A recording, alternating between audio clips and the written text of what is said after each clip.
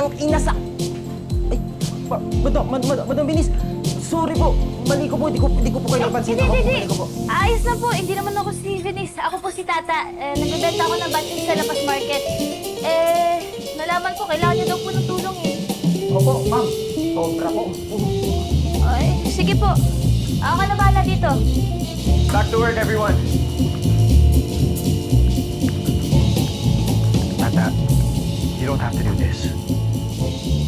Sir Francis, recipe ko to. At gusto ko talagang tumulong. Basta yung tulong na lang talaga na kailangan ko, yung sa may mga kaldo. Saka, Kuya, anong pangalan niyo po? Kuya Dencio. Tapos Kuya... Berting po. Kuya Berting, kayo na pumala sa pag-iihaw. Tapos Sir Francis, doon ka sa kaha. Dali. Ako? Oo. Kailangan magpakita ka sa mga customers para kumalma sila. Pakita mo nga lang yung dimple mo, kakalma sila eh. Tingin nga. Sige pa. Laliman mo. Malalim talaga. Sige pa. Sige na, dali na. Doon ka na. Okay, back to work. Let's go. Oh, yes, boss. Yes, boss. Tara po.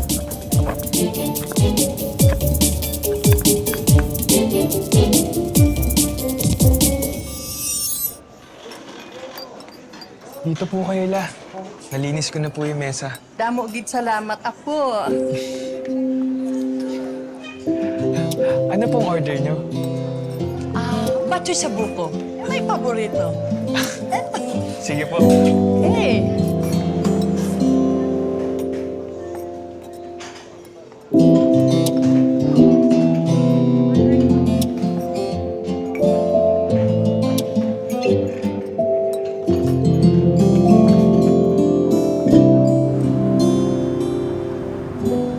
Ate, from now on, we gotta be more careful, ah.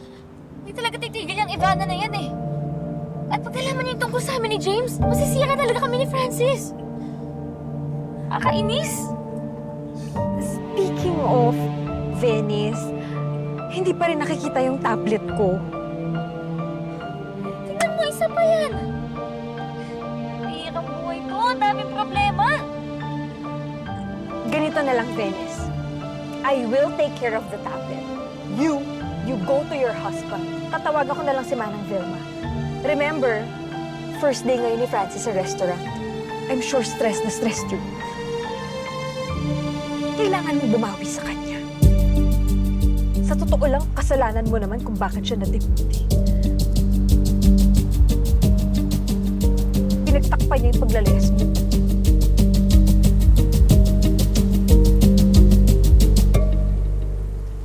Basta dire-diretso lang po tayo, ha. Dapat alam natin yung ginagawa natin, okay? Opo, ma'am.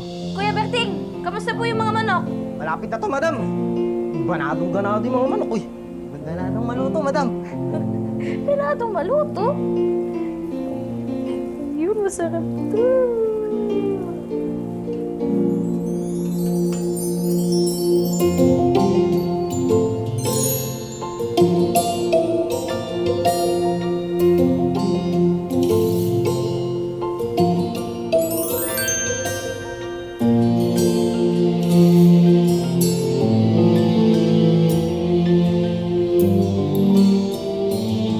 Oh, di ba?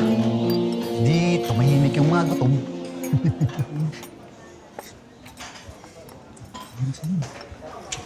Excuse me. Sorry. Sir, lalamig na yung batchoy. Ako na magsasabi.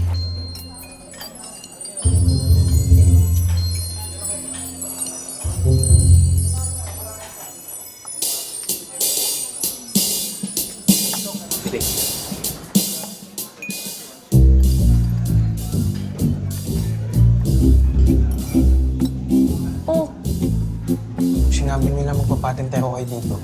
Di sana nagpa-games muna ako sa mga customer. la!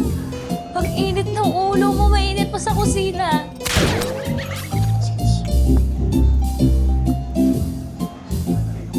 Trip kasi ko dyan sa puso mo eh.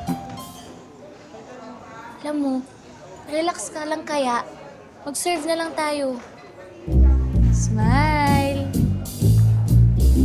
Ayoko.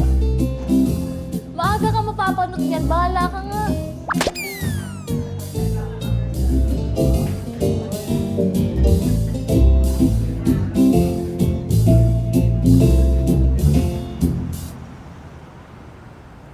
Dahil naubusan tayo ng pagkain sa restaurant, treat ko para sa inyo. Kain tayo. Oo, sige, game. Kain, tata.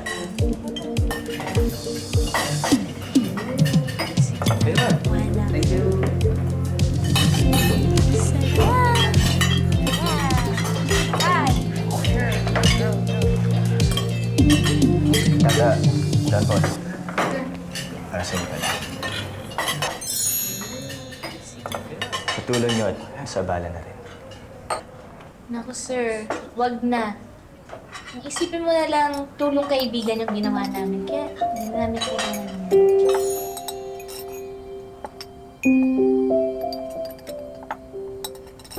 Oo. Kailangan ko to. Hindi naman kita kaibigan eh. Joke ka. Bakit? Tago ko na to, baka madali pa to dito.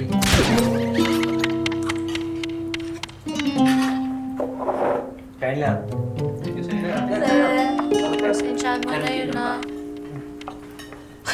Bitter talaga yung buong araw pa. Ewan ko dyan.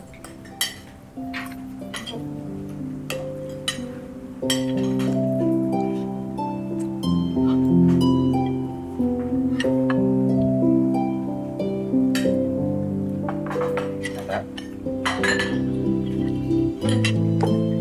Wala ko. Sorry. Tata, gusto ko lang ulit magpasalamat. Dahil you know at shown at siguro mapapagalitan na naman ako ni Sir Goff. Alam mo, sir, dapat kasi, lakasan mo yung loob mo. Mahirap sa kusina pero nakita ko kayang-kaya mo naman eh. At alam mo, kaya mo din nakunin ulit yung loob ng mga magulang mo. At kapag pinanghinaan ka ng loob, sabihin mo na lang sa sarili mo, may ara ka sa gusto. Operahon mo gintanan para makuha mo. Yun yung motto namin ng pamilya ko.